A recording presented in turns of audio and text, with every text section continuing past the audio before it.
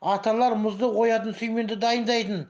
Арасында ауыл ақсақалдары біздерге Жанқожа батыр туралы, теңіздегі балықты қалай аулау тәсілдері, Сиха ата туралы және өздерінің сыр бойынан теңіз жағасына қалай келгендер туралы шерлі әңгімелерді айтып отыратын.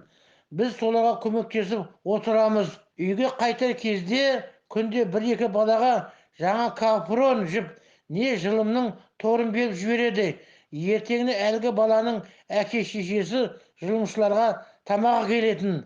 Қараша айының 20-25-інде жылымшылар жылым салуды бастайды.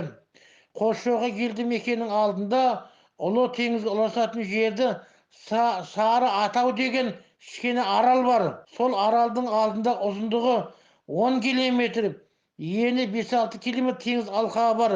Жылда жылымшылар қазан ауды жоғары деп, үш жылымды сол араға салып, барлық шыққан балықты Қосшоқыдағы адамдарға бөліп беріп, үлкен ақсақалдардың батасын алады.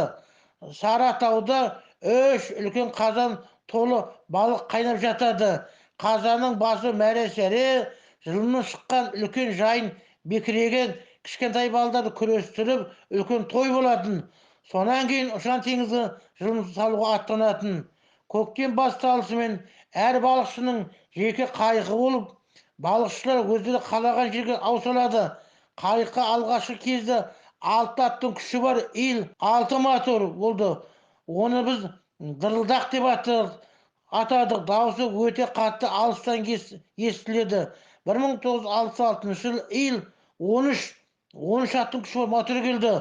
Бұны құрған қайық теңізде өте жылдам жүретін. Барлық балықшылар наурыз айының 15-20-сынан бастап мұздың көбесі кете бастағанда торта балықты аулайтын кезең самамайды бастайды. Торта балық теңізде ең ерте уылдырық шашатын балық. Теңіз жағасында үйір-үйірі болып жүреді. Олар теңіз жағасына жақын қолтық түбекке тымағы уылдырық шашады. Әсіресе Қосшоқыдағы Есмұрат тымаға торта үйір болып уылдырық шашатын. Есмұрат тыма менің туған ағашым Есмұрат атаның атымен аталған. Біздер балалар теңіз жағасында ауыз салған қайықта қарап отырамыз. Арамыз 60-70 метр шамасы болады. Кейде ішіміздегі ересектеу балаларды балық үркітетін күмпілдек ұру алады. Қайық толы торта болғаннан кейін біздерді ауды балықтың тазартуға шақырады. Міне теңіздегі өмір осындай қызық еді. Ұялды елді мекенде жыл сайын 1 маусым балықшылар мерекесі болып аталады. Оған ұялық балық зауытына қарайтын Қосшоқы, Бектау, Қосшегенді, Ұзынғайыр, Сандал, Қарабура елді мекендеріне арнайы кемелер жіберіліп, тұрғындарын ұялыға алып келеді. Кемелердің үсті жасылды қызыл жалау, плоттың алдына келіп тоқтайды. Әр кемеде түнімен ойын сауық болады. Ертең мерекеге байланысты теңіз жағасында әртүрлі іс-шаралар атқарылады. Бұл 1960-70 жылдар аралығы. Ең әуелі балықшылардың ауысылатын стеклопластик қайықтардың теңізде жүру жарысы болады. Мәресі ұялы және мық елді мекен арасы шамамен 5-6 шақырым. Екінші күн бұрын балықшыларға тапсырма беріледі. Теңізге ауыз салып, мол балық алған балықшыларды марапаттау.